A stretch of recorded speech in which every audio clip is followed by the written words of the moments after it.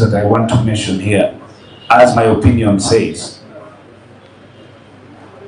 A female artist went out there and did 16 tracks, compiled them, launched them, tried to push. And that's where we want the industry to go. So when you talk about professionalism, she's now, if she's to present works, she has album. 16 track album. Yes. Of course here I don't have APAS, but I must mention APAS here because trends, and of course now after Lydia, you hear many more artists, you know, coming up with albums this year, hopefully. So kudos Lydia Jasmine. Maybe. So you're encouraging artists to call an album? Yes, definitely. That they cannot. Anti Papasia album tebera nti nyimba zonna zibere hit songs that are played in bars. If you go back to Go Mama to Break the Chains album, Ojakwe Sananga, you can play that music in your house this year up to the next 40 years. But I can guarantee you nti enyimba ezabera BEBE ku list 4 years ago, 3 years ago, 2 years ago, tezazanya anywhere. You get it? So who is benefiting? The one who does music that has longevity. With any of the songs that are here. It's actually a song you just want to listen to in your free time. Exactly. Relate to the lyrics and understand it. If you listen to a song called Wait on my album, it carries way too much sense than all the songs combined on the biblical list.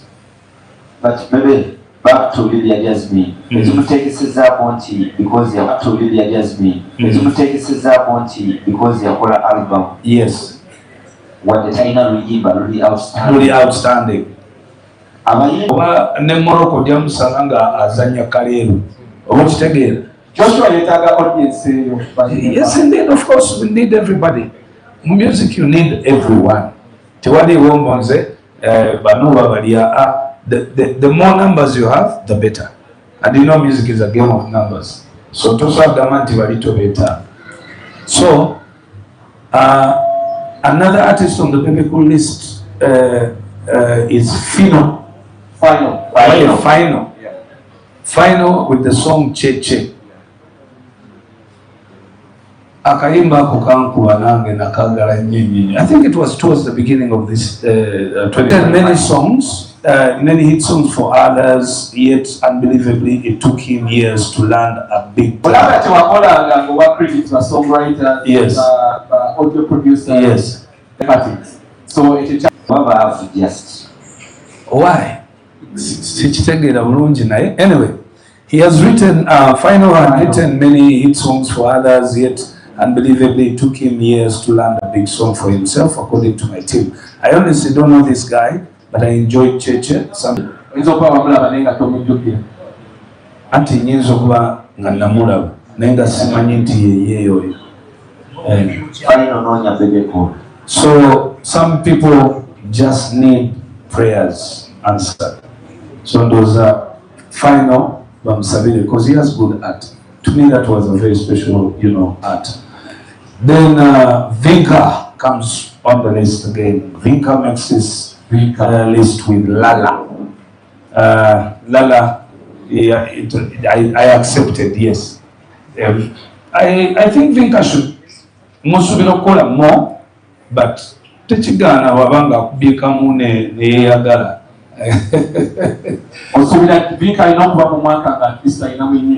Yeah, she's a new artist on the block. She's not 15, 20 years. So Bobo Charimo 5-10 years. Yes. No. I mean, you're competing with people of 25, 30 years in the industry. 35 years. 25, 35 years in the industry. And Bobby White. Moses Matovu.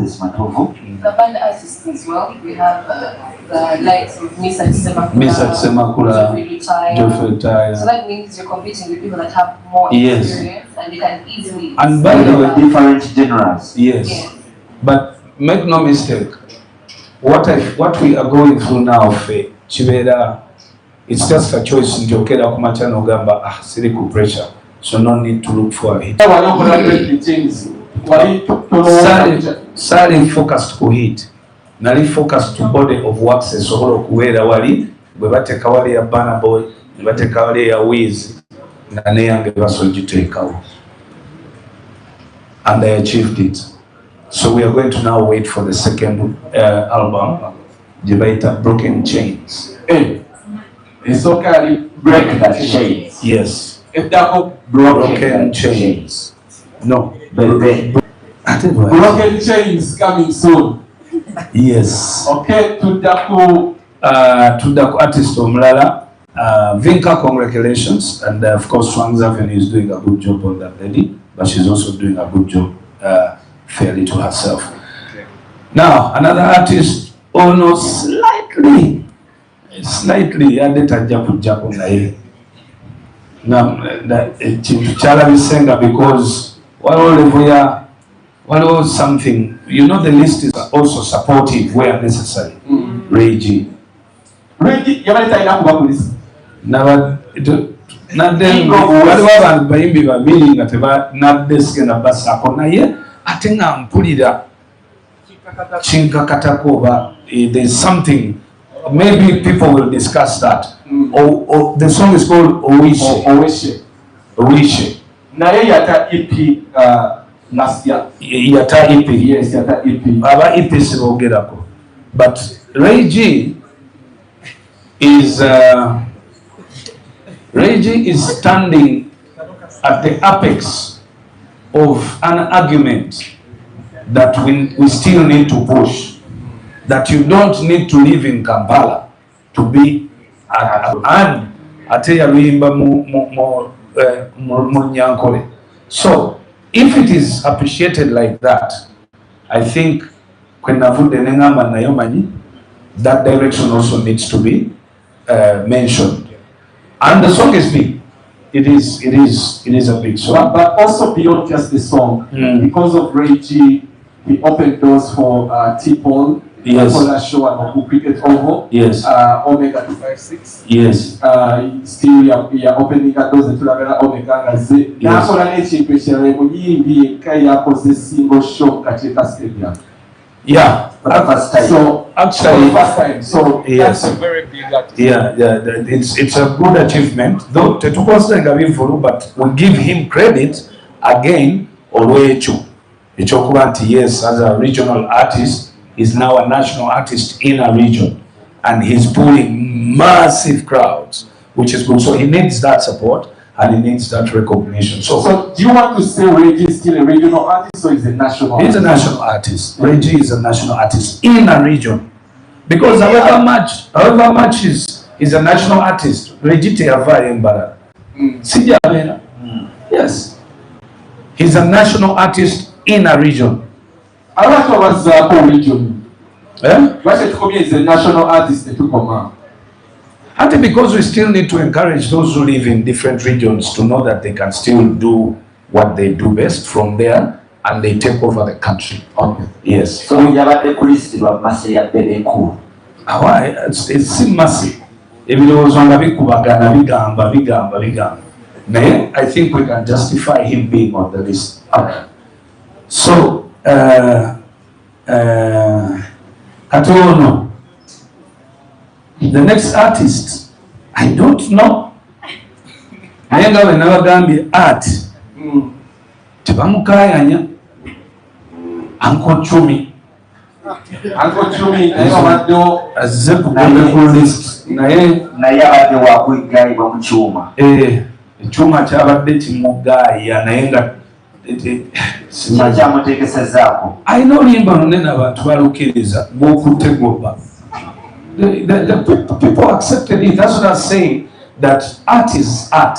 You don't know what people want, and now it has been stretched into anyone can do anything as long as it becomes interesting for people and entertaining. Okay? I mean, this is a fellow or an individual who has so much negative, but is a young, person in the country looking for a life. The main reason lwaki namutaddeko yadde nti yes oluyimba lwabaddewo nze siwandika ku bantu bampisa mbi oluyimba lwabaddewo naye osokudde ebbali n'ogaa naye owaayi omuntu ono alwanye n'obulamu in one way or another, you understand? N'amala era n'afunayo akayimba akamutambuza n'avaayo eri ewabi n'asemberako eno kumpi agenda ne mulaba naye azoganya abantu ku intaneti oyo oluyimba lwebwe lwamulesa back then, yes. The songs we used to consider as bubblegum music. Yeah, such songs are the songs. Why is it on the list? And yet back then we need BEBE for getting quality music. You only put quality music on the list. But now we are seeing a song that people will take as bubblegum music onto your list. The list does not specifically recognize sense music only. It does recognize songs that are accepted by people. That means you can have bubblegum music. Yes. As long as people accept. You see, music is meant to, it's food for soul. So if it does entertain people and people like it, that's the purpose why a song was done. So, and most especially, just when Sananga, a nyimbe zogera sense abantu tebazagala. Naso zibabulirira nyabantu tebagala babulirira too much sometimes. So you can give a good example of my album. The songs are so good, they speak too much sense and everything, but people will listen to it when they are in a certain mood. Never have a koye, bagenze ko mpia one bagala binu, we balancing the life. So you can't beat the list tesura ko jawo fact. I try so much not to be biased. If people have accepted, gone is the case. So, Uncle Chumi comes, naye advise yange eri nti ebigambo ebichafu bikendereko. Because if she had followed bwazaako nazaako yazaako ayina oluyimba yazaako lwaki omwoyo oluyimba lwaki omwoyo gwakola ki gwakwabula buggo teguninya baguninya amanyi lisiti yobeerako nyemba gemikulu z'amanyi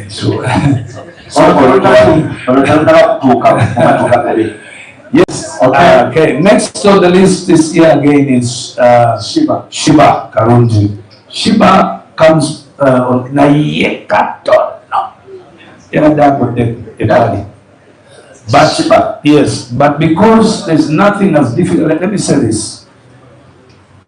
Shiba Karungi, welcome back from your maternity leave.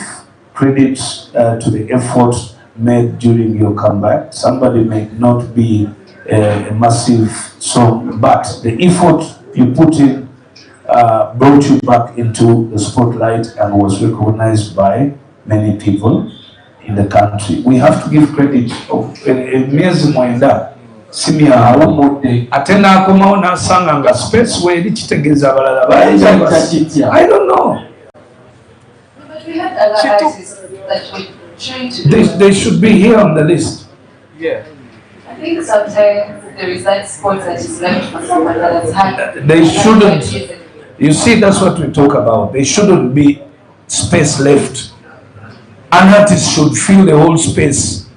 That's why musigala mulabaka million footage kizibu beba footage kizibu no. So we don't want to leave any space. Kati, if Kati, give a good example.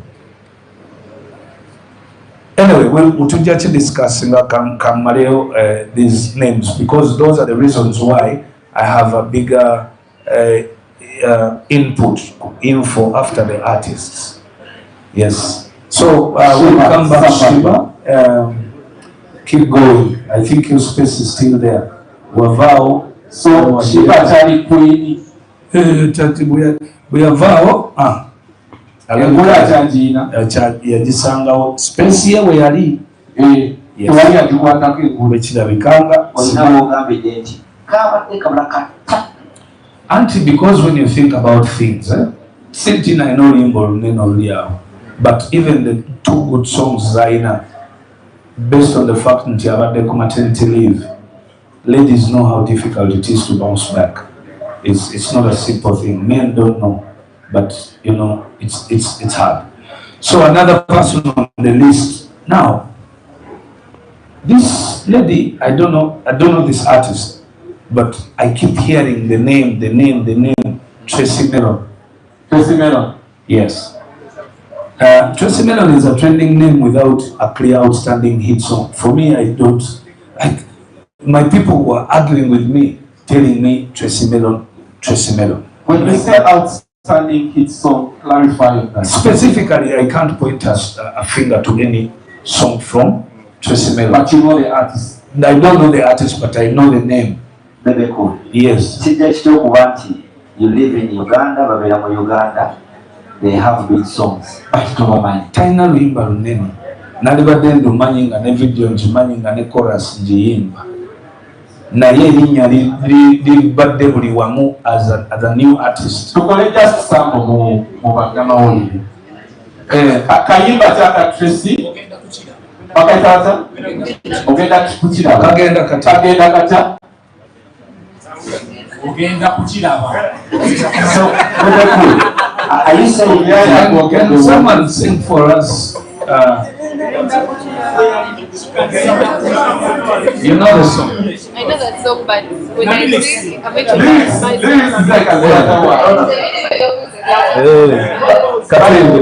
But then when you say that, I was at some dinner sometime back at Sheraton, and she was performing, and I was sitting to this lady from a development partner at Tamala stage. But when she started to sing, she asked me, "Who is this girl?" And I told her, "This is Festival." That's exactly. This is a great artist. That's exactly what I mean.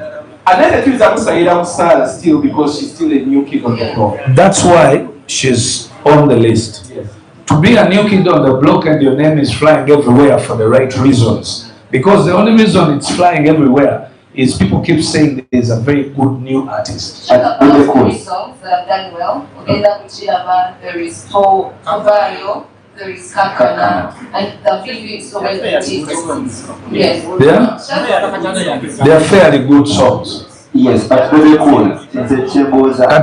For you to know an artist in Uganda, when no kubanga oluyimba lw'olumanyi, lyrics ozimanyi. Not necessarily lyrics. Nzimanyi naye mbeera manyi chorus kubanga this is what happens to artists. Omuntu akuba hit ekusangayo ne mu kisenge.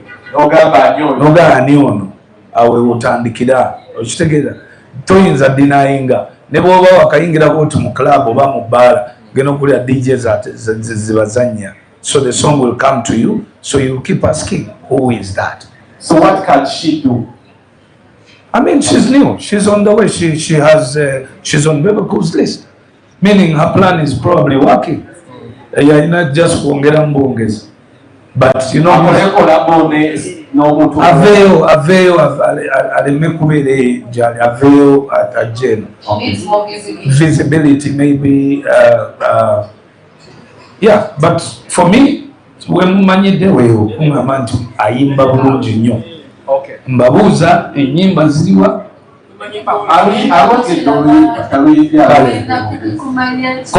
Kongs Tracy Mellon, it's not easy.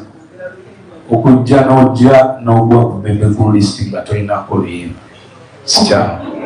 So, we've so far done a number of songs. We have to get for a refresh. I hope it's okay.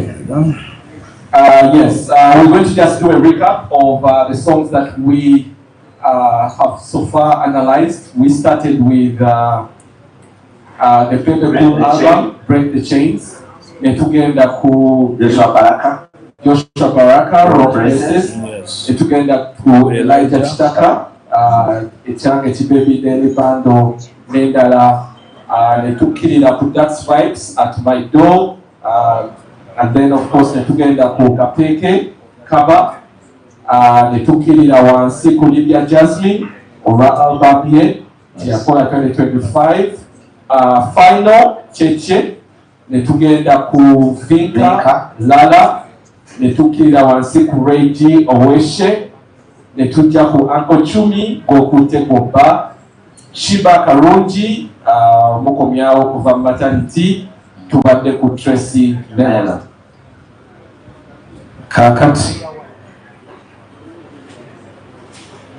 is the rest together with the simplest thing that most away with the year, which is collabos. So the following are the best collaborations. Collabo shortcut, which there are also songs, but usually this is Simon Nyo Mani Ukuja Konga Walwich is special, and the most special I must specifically talk about this lady because to me I wouldn't be surprised. So for the collabos, the best collabo so far, Cindy Sanyu and Omega 256, that is See You Tonight.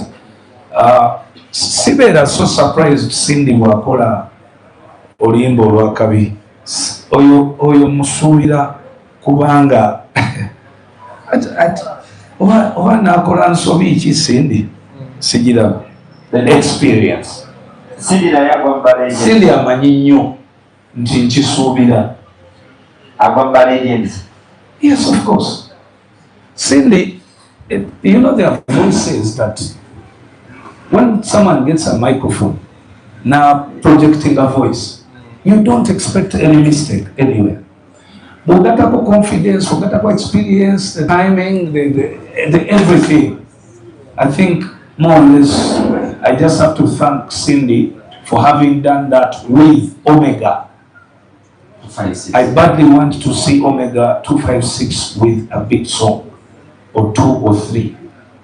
That's a female artist in Barara who also should break that chain of regional to national artist. Of course, I take her as a national artist now. And I when we are performing more portrayal as a president. To me, I saw Reggie, the Omega, as national artist. But there's something special about that girl. Yes, those Dunji, she's just atuyamba tukolereyo. Brava could See You Tonight, then never done cook Chiuganda Chinuma. Oh, yeah. So it's a big song. Chiuganda Chinuma is a song. Yeah. I thought it's a project. It's a song. It's a project with a number of songs. Yes. Oh, it's a project? Yeah, with a number of songs. Naye mukola bubi kubate mukikuushinze olaba nange sizimanyi. Laila. Oyisiza teziriko ku list already. Teziriko. Mukola bubi. Muleyo rasta tupeyo. Tupeyo songe. Yes. One lady, and I want to pick your mind because fan base is for the last 2 years between Cindy and Shiba. Yes. And since you're an authority in the industry, I want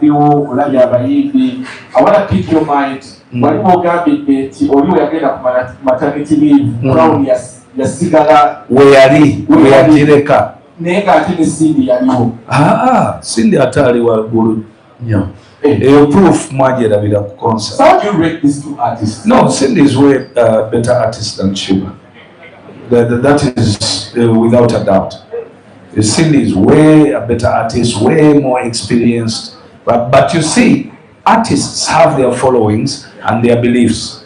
People will come and tell you Chameleon is way better than BEBE Cool. BEBE Cool, people will come and tell you BEBE Cool is way better than Chameleon. So, but waberawo ebintu by'obugejje, not technicalities. I mean, Jose Chameleon asooka kuyimba ebintu byayimba nga bwayimba, then BEBE Cool najja nakola ennyimba nga Home, ennyimba nga Love You Everyday. Jose Chameleon tasazikola. Ekitegedde? Naye ate nojja n'oganja naye BEBE asooka kuyimba Basiima Ogenze. Yes. Asobola okuyimba Vumilia. Yes. Watch again. So when you compare Cindy with Sheba, the answers, I definitely knew what was going to happen. Cindy asobuye mbane ku mizinda l'emifu nakulozesa nti bikola kakati first of all fetu atandika kibaita battle. I just appreciated both ladies for stepping up and saying gwe nkusobola olinaga nange gwe tosobola nkusobola naye ate mu battle yo ne radio and whistle. Yes, radio yali hello radio yali vocalist wakabi naye n'obateeka ku side eri naawe nodde mu side ate n'ogamba era neyo wagiwangula ate bato bagiwangulira wali mu maaso wennyini. Bato tebagiwangula bigambo ku stage ko bagiwangulira era nzijukira I think bato eyo namala bamaliriza music waabwe in 1.5 hours or 2 kati ng'atenze nali ntandika butandisi. So bw'ogamba nti ogenda okubatolinga bebe kulu take ebintu together obingi mu layini. so Cindy kyalina nange nayagadde omubuuza akantu ako wewalejjala okukaleeta bato yo ne good life wagezaako okubuuza ku bantu abalala Setaga kubuuza oba gwe wakola decision eyo n'ogamba nti batebeera bweti one live wali audience yokka eba ekulaga nti gundi bamukubi gundi awedde kubanga kiggweraawo. That's number one. Audience number 2 last man standing bato kyetegeeza. That's why okubatolinga chameleon it's a draw down till dawn in the morning. Ntino when it comes to number of songs fembi tuzina. When it comes to quality of the songs fembi tuzina. When it comes to energy on stage fembi tulina. When it comes to amaloboozi okusigalawo paka kumaca awo tusandika okwawukanira. Kati bw'olina amala ku ssaawa 10 ng'omulala akyagenda mu maaso audience yesigala ekyayenjoyinga oli aba 10 tewaliwo kibuuza n'ennyimba ziweddeyo. Kati ayo conversation ogirekera audience. Kati bato yange ne Bobby yatuuka time ng'ennyimba babuzayo nnya ng'atenze muzenyi manga 22 n'ataba yes yali abuzayo ennyimba nnya nga 22 n'abuukira akatimba because bato yaffe kwaliko akatimba kaseparatinga n'atandika okukola distraction. Kati ne batandika abantu ne mutandikako akasayinga awo akagamba nga njagala audience ekafollowing mugambe ayimbe yimba audience ne picking ne mugamba yimba ebyakatemba biveeko kola ki yimba naye nga nze nkimanyi nti ennyimba zikoze eki ziweddeyo. Bwe mba ngenda ku bato n'omuyimbi nkwata ennyimba ze zonna nenziwandiika wansi from the best to the worst and all, then nenzija ezange nenzilistinga nentandika okumakinga. Those are things people don't do. Nomulooza bato ebeera mbu bato radio and Weasel, rest in peace radio and Weasel's thing was so simple for me. Balina all big songs zalinga over 30 nenga tenze naine ennyimba nga 2. So I just came nganyambadde short n'entuula knowing nti no bano buli luyimba bwolwa 3 minutes bano bajja kuba baweddeyo mu 2 hours ndyoke nkuba national anthem so ntandike. So bato yo ne chameleon bwe bateriiwo obuboli wali eringuku ye seriaso tokyalina kukola bato kati who would I battle with? Rematch na never Bobby time music. Luli yagezangako muba omusajja muba mumuwonese kalabba kaweere. So Cindy, see you tonight. Thank you so much, legendary Cindy. And then of course other collaborations of the year, Kapati, Alien Skin, and this again, longera ku describing where the music has gone. That talent does not matter anymore. Bwefulumya naye ekintu kyo abantu bayinza okyagalirayo n'okola akasente. So I don't know whether the song belongs to Alien or belongs to Alien. Okay, then wano credit muwo olw'okugyayo. I think Akawala, but has she done anything else? Yeah, she has another song. Beyond Lwakunyonyola. I know Laila yakola ne Alien nenga lwe olwasooka. Nepanka. Oh, that song should have been on. No. Kati Nepanka ya. Oh, okay. Then Sandra is confidently seated on the list then.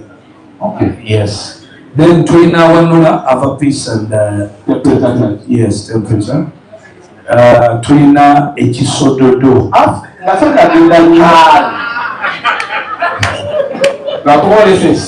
Twina Echisododo. Mwatateka Echisododo kuno ku list. Birthday sawa. It's so good to take a boji. Era tutuno tugenda awo. Chisododo, and the last collabo is Soloboka. Simanyi mi Soloboka.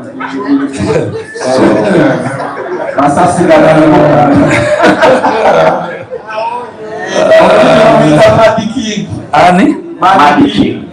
You Mad King. Yeah, Mad King. Featuring Nandola. I'm not surprised. Nae. Yeah. Kati awemboze kwa je. Let's take a break. When you come out, I'll get your opinion first on the Yes. then Alpha Peace, then to Jakogera on the Nandola. Please stay here, Kate. Tugenda kwogera oluyimba lwani Mad King. Tulina okumuwa credit here. Okay, let's take a break. Thank you so much for streaming. You can be part of the conversation. Hashtag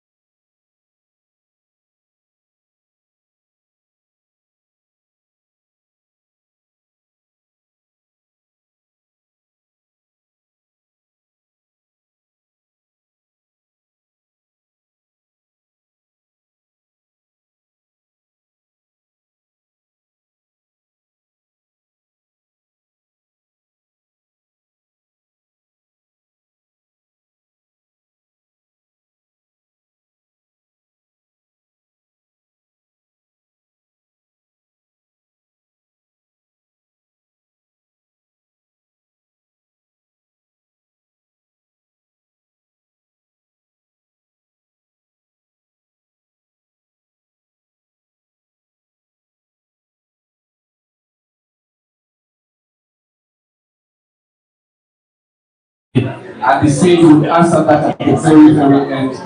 So let's allow him the time to give a comment on the general perception of how the music has been. Okay.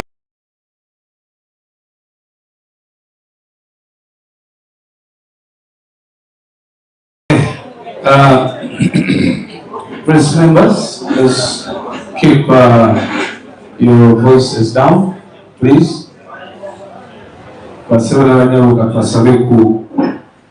Silence. So, 2025 has been weaker than 2024.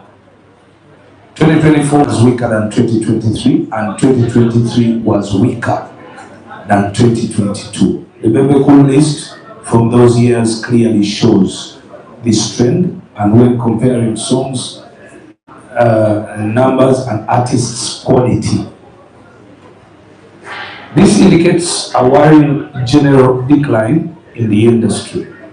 Yet with quality studios like Gadawe Records gifted to us by the President of the Republic of Uganda, things should be improving. Of course, there are many more, high-tech studios in the country and technology. This decline is mainly caused by a number of factors. To mention but a few: laziness in artists. That's number one. Number two, low and sometimes false confidence. That's number two. Low and sometimes false confidence in artists. Number three, lame excuses. Lame excuses by artists. Number four, drug abuse. Ebintu bina ebireetedde music okukka wansi. Ekisooka, abayimbi banafu nnyo. Ekyokubiri, abayimbi beewa false confidence. Olowooza nti oli wakabi nga toli wakabi, kati olowooza nti oli wakabi nga toli wakabi, osigala awo. Ekifo ky'okubeera ng'okkiriza nti naye mmanyi nkyalina okukola ennyo, awo n'osigala ng'okola. Kiringa omuntu najja neyekonvinsinga nti alina ennyumba.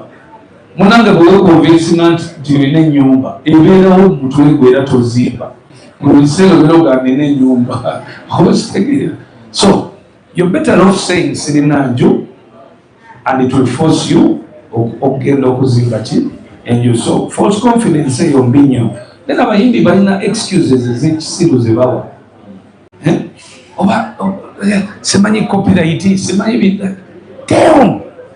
Ate kati ffe we twayimbira.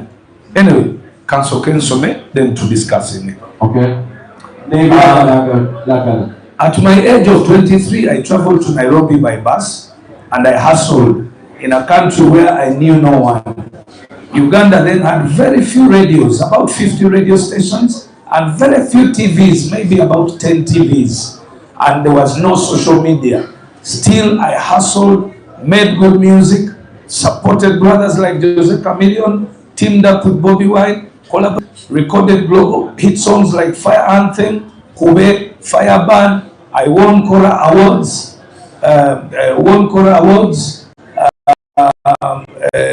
nominated for mobile nominations in the UK, and I performed on a global stage, the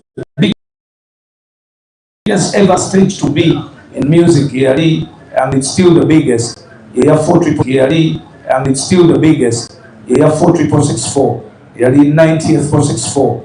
90th birthday, at the late Nelson Mandela. Because of music and hard work, I met global icons such as Nelson Mandela, the late, rest in peace. Will Smith, Nelson Mandela, the late, rest in peace. Will Smith, Chris Rock, Amy Winehouse, rest in peace. Lewis Hamilton, and many other big stars. Today, many Ugandan artists focus only on a local scene, which isn't bad, but it's too small given the advantages that are there today. More radio stations, big social media and many platforms, social media-wise, better technology, government support, and many other ideas. That is why I often refer to Joshua Baraka, who is fully trying to exploit those opportunities. I therefore congratulate all artists who made it on the biblical list in 2025.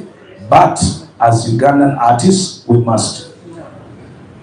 must identify, interrogate, identify our weaknesses and act accordingly. With memory, or with the moral authority given to me by my longevity status, I mean no disrespect to anybody, only I call to all stakeholders to raise the bar higher. Happy New Year 2026.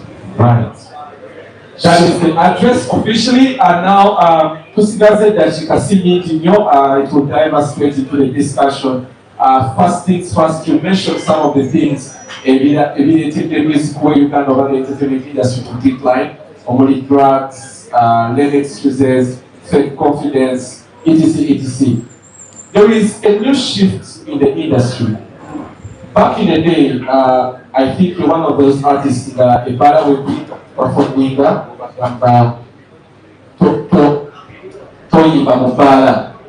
and yet right now the new shift has been, the bars have been responsible for bringing in international artists. We are slowly by slowly not seeing outdoor events, big outdoor events, as a platform for artists to showcase. There is a decline on that side.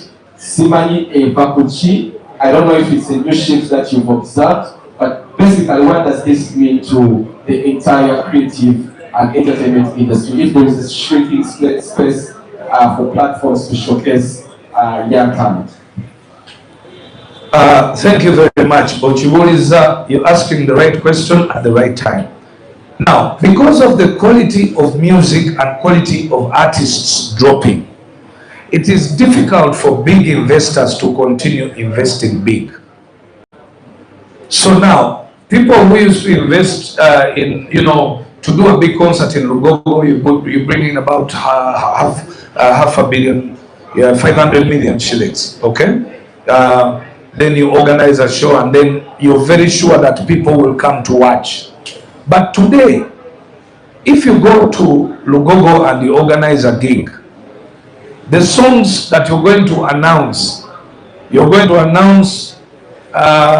Gogute Goba, you're going to announce Sudodo, you're going to announce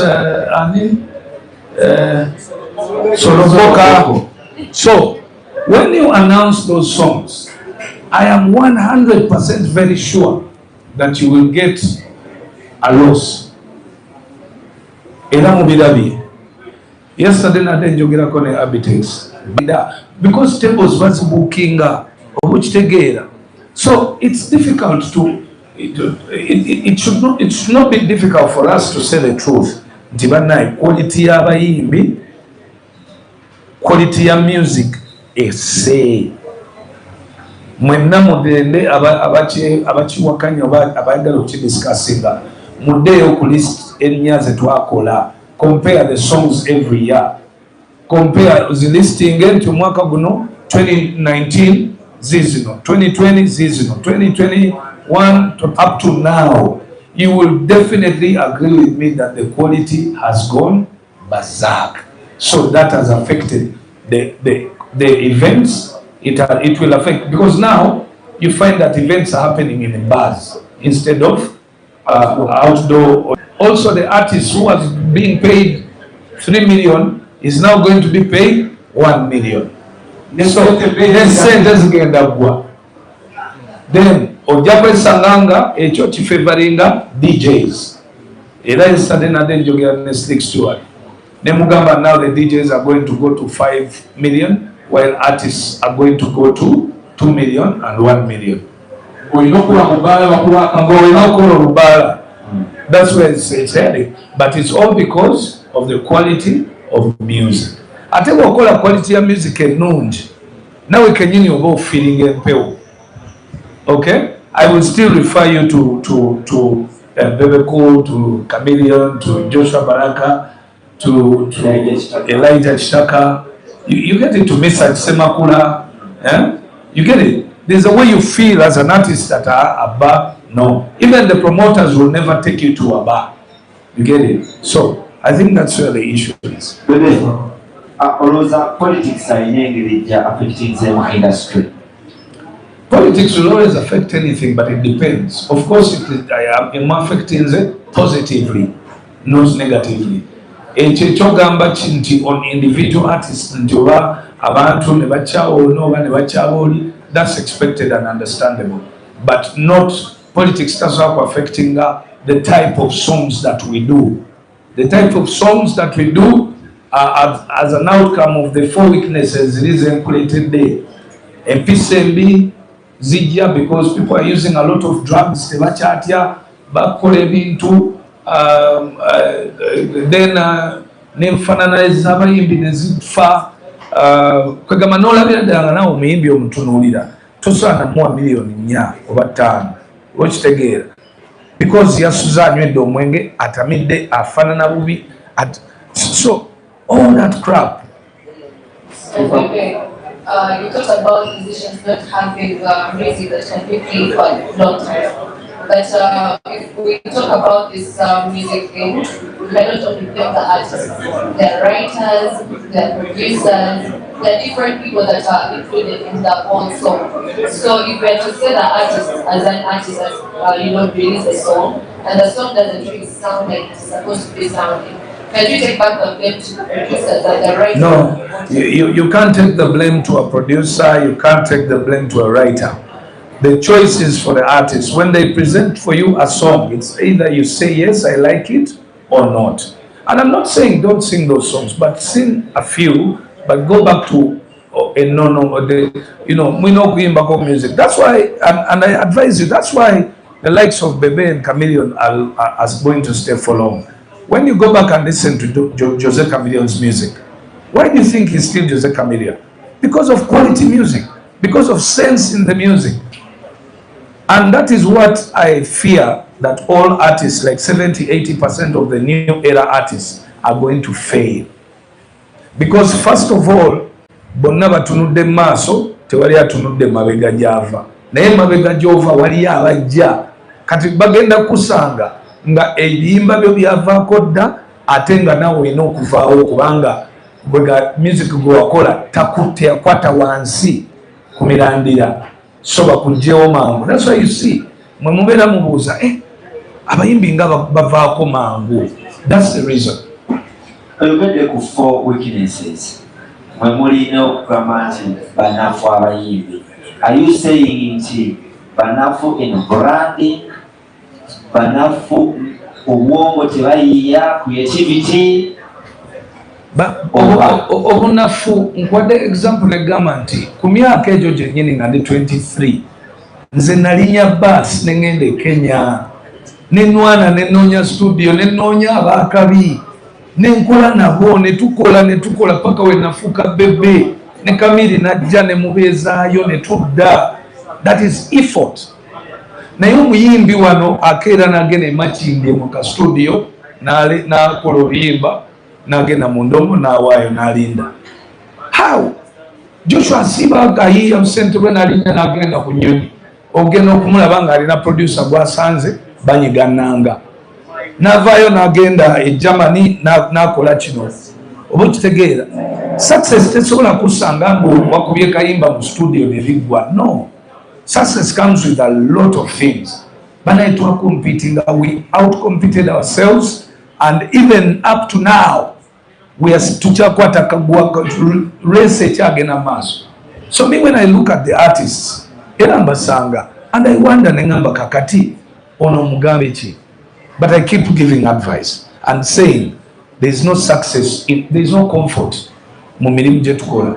Oba oli wa banka, oba oli musomesa, bana osigala okyagatta oyiiya okyasindika okitegeera. That's why songs bweta omuyimbi ojja kwesanga omuyimbi akoze eki ng'agudde. We have just I think 3 or 4 minutes to wrap up. I don't know, at time might not allow us to open the floor to the members of the press, but let me just the last 2 questions. These are purely about government policy. This year we saw government's commitment to the creative sector. They are towards 66 billion. Government gave us 66 billion in the national budget, which was a good thing for the industry. Now, when God is so close to the corridor of power, maybe you can give us an update on where that money is, how can the artists access that money. Secondly, when we were entering the year 2025, the president announced that he had what the Chinabo, a copyright management system.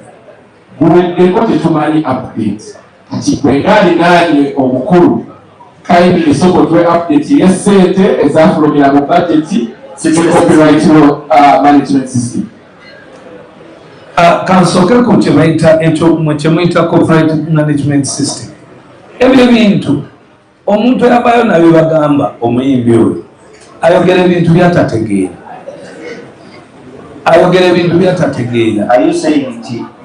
Kubanga ekintu kyebayita copyright management system tikiriyo mu nsi. We are amending the copyright law. And amending the copyright law wetukimala amendinga. Tugamba twali eggulu, we discussed those issues in Gulu.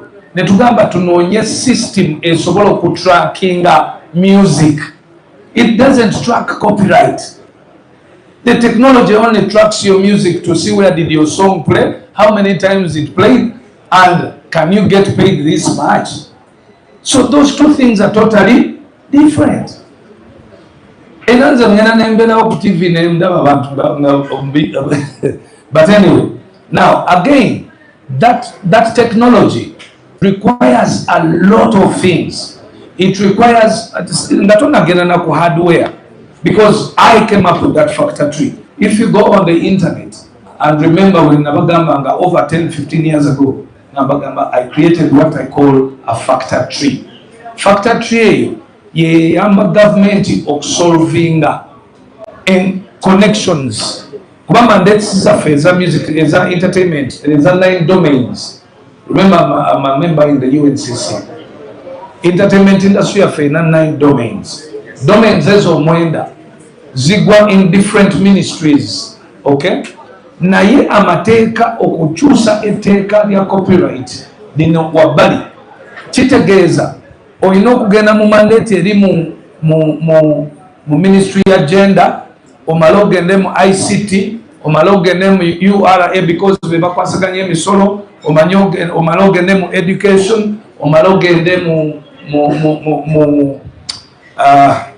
gundi kyendala.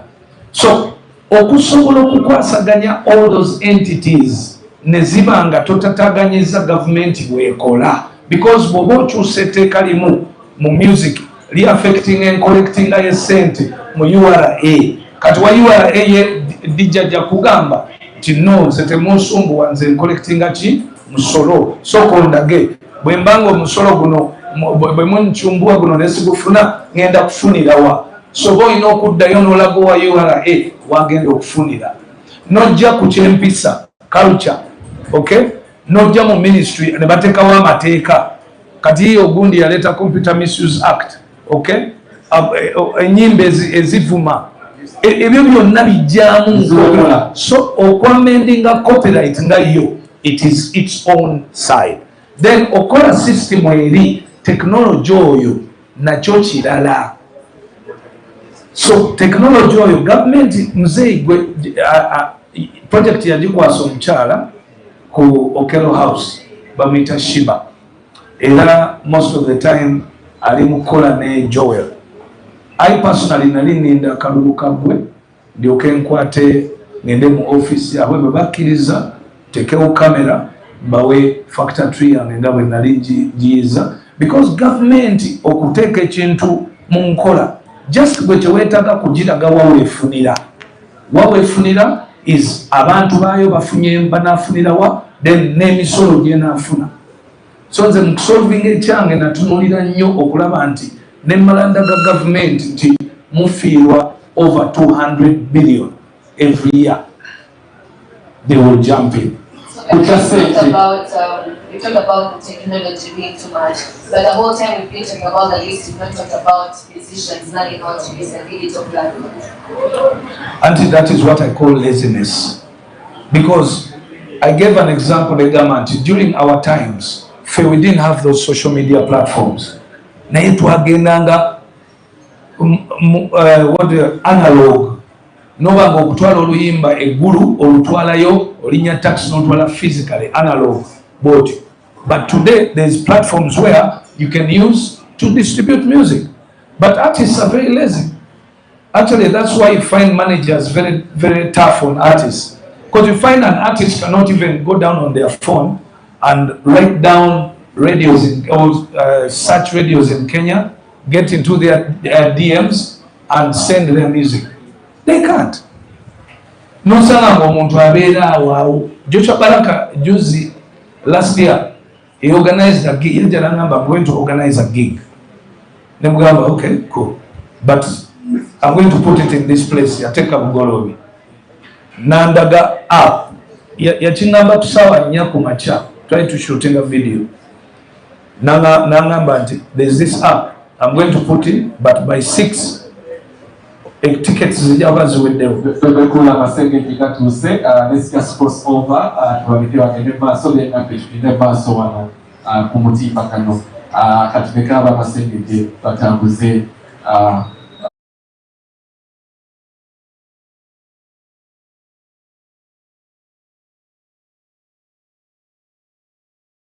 Tell you what, today I'll be hosting a concert at this place. Guys just book and say, book. But most of the time, maybe some gigs batoze bakola. No gamba yi enungasajira byekowe bajiranga na engejudde. Okitegedde. So young artists are not being creative enough or hardworking enough. Okuba nti atele ebintu ebiri naye tebabikola ki?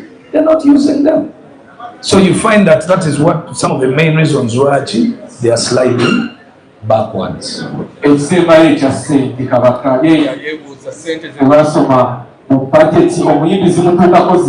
Esente tensobagamba nti esente ezo si z'abayimbi bokka. Esente ezo zirina okuba nga zigwa mu 9 domains. Domain y'abayimbi, domain y'abanamizannyo, domain y'abakubi b'ebifaananyi, oba okitegeera. Kakati bwe ziba nga z'abayimbi bokka, it depends on zasabibwa zitya. Zasabibwa nga zakuwa abayimbi mu sakozi, abayimbi zibatukeko kinoomu, oba zasabibwa kukola projects z'abayimbi. So at the moment, Ministry of Gender yafuna sente ezo. Neziteeka nawulidde ba Abitex bakayana ba promoters kuba nabo balina okufunako ku sente ezo. Ministry is sakozi kati ba promoters ne babanga bati ogendayo okujjayo sente. So I don't know surely what the money was meant for, but as long as it is in circle money, then it is supposed to be borrowed by artists and used by artists. Indirectly, President wants to support artists or the creative sector financially. All right, thank you so much. We'll be cool members of the press. Oh, okay.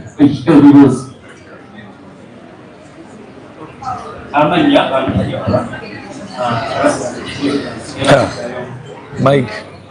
Ikibuzo kugenda kuddayo ku police. Ku bantu bonna b'osuubye digitally ku police. Ani? Education. Why this level of police ate nga akoze? Naawe. No list. Yeah, it's my opinion. And those are the people, according to my opinion, who worked. Oyiga kulowooza ku ngakoze. Don't take a list you. This guy, and list yani, ya BEBE, and it's my opinion. Everyone has their opinion, and anyone can. Discussions, it's okay. You can give, but BEBE opinion yani, ya BEBE. We've also seen some young people who have been doing good music, maybe to their fellow young people on TikTok, the likes of Jojo256, that we've not seen you or I've not had to talk about them anywhere. The likes of? Jojo, Sean, I'm sure people here have really heard about them. They've done good music, but in the bar, it has been doing well and on TikTok. So they've not appeared on your list. Does that mean that they need to work more to get more? Yeah, they really need to work more because I don't know them. You get it? It's not that. On my list, I only will put one songs that I know and you know. Yeah. So now for those artists you're talking about, you know them, I don't know them. Or you know their songs, I don't know the songs. And then also, if you look in my list, I think if you go around on, other lists done by radios, TVs, you'd find that 90% of my choices are also everywhere else. Okay. Good evening to everyone. Abandi abantu takadde ekiteeberero kya mu Uganda. Ekibuuzo kyange niddeko. Tulaba lisiti eno ebaddewo for quite some time. Omuyimbi asobola okwebuuza ye nga era ekitaka gw'osiimye okuba ne number one afunye atya mu lisiti yo? Lisiti eno okugifunamu because of the moral authority that I have as a legend, ne longevity, ne trust gye nina mu bantu. Bwe nvayo ne ngamba nti Elijah Kitaka is good, the public will agree and it will receive Elijah Kitaka well. So bwatyo bwafunamu kyobulaba nti nasalawo gikola so that engeri gye tutalina awards omuntu abenga emirimu gye emirungi gisobola okusiimibwa in that way by legends supporting and telling people, oh guys, you know what, this is a good artist. That is how best I contribute to the music industry. Then my last question is, mu speech gyowadde owanye studio yo we unfortunately gyotali wetwali ku mukolo gumu president yeebuuza nti nga studio teyamanya what happened era n'abayimbi abamu baabaga kusaba kigenda maaso naye okukibuuza ekibuuzo ekyo mwenna muli bankwe kuba president we yabuuza temwavayo mugamba nti studio gyeri mwenna waliwo atamanyi studio ezo waliwo atagimanyi efulumya dyenyimba nga tebakolerayo. I can mention a list of artists abasuka 70 abarecordingira mu Gagameyo studio bonna ba Spice Diana baani, but the issue is teba mentioning anti ba recording in dewa mu Gagameyo studio kubanze sibabeerako nti ateekako log ya Gagameyo studio teteekako kino. No, I don't do that. I don't. Ate ekyokubiri, you must understand nti studio eyo teyali ya Kayola eri Mengo president gye yakola ne State House ewa Dr. T eya Kayola eno yali yaba high end Ugandan artists abanoonya technology oyo wa waggulu ate era they have used it. Chameleon has been there, Bani bonna, people do record from there. Watch together naye. Okay, just as similar, we can have like three. Yeah? Yes. Okay, fine. Bakwana, pass the mic.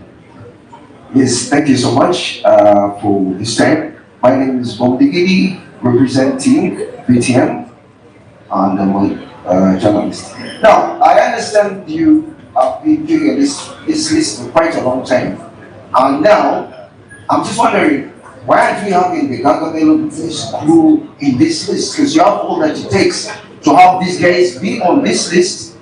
As you motivate others who have done from somewhere else, you've done it before. Why? I'll answer that quickly. Gagameyo doesn't have artists nowadays. And secondly, even if it did have artists, if they don't sing and do well, they will not be on. You've had many years when I'm not on the list. I myself.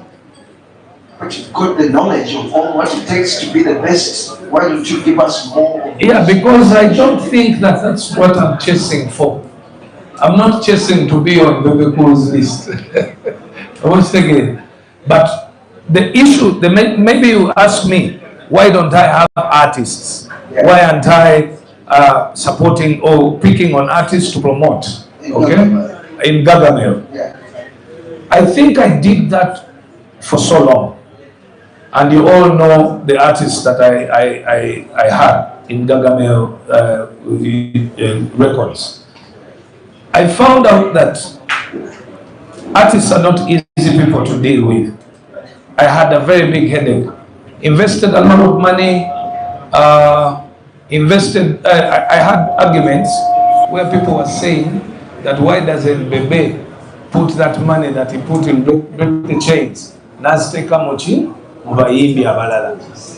me say this open. Namwe musokwata sente zammwe mugezeko muziteekeko mu bayimbi muzirabe kubanga teri kirumya mutwe ng'abayimbi naddala abayimbi abato bw'avaayo n'omuteeka mu ssente ofuna ekizibu kimu. Yeah, that's why they are no longer doing it. That's why they are selling their companies to other bigger. You see, most of the things you people keep hearing, they are hearsay things. But do you know, if you go on the internet and research the right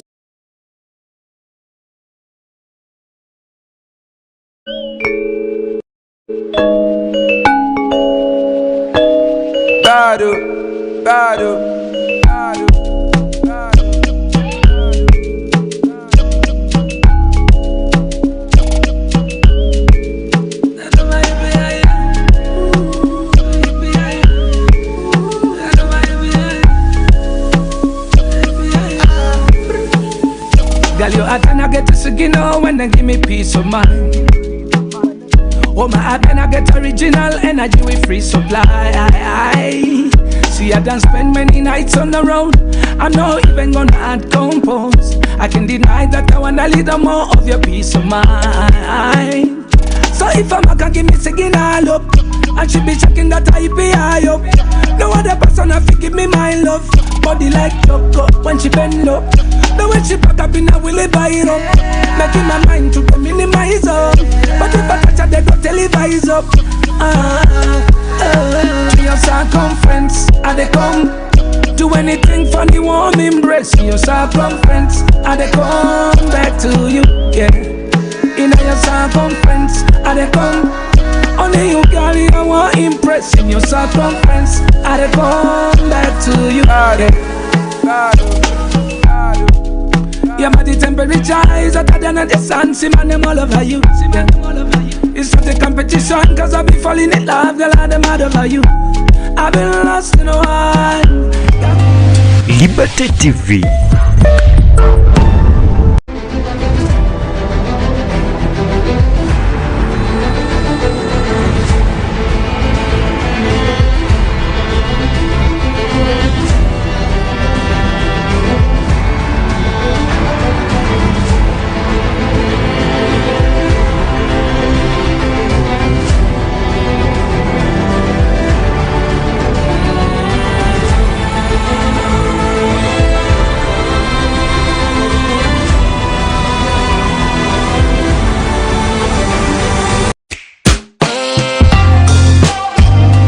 Liberté TV.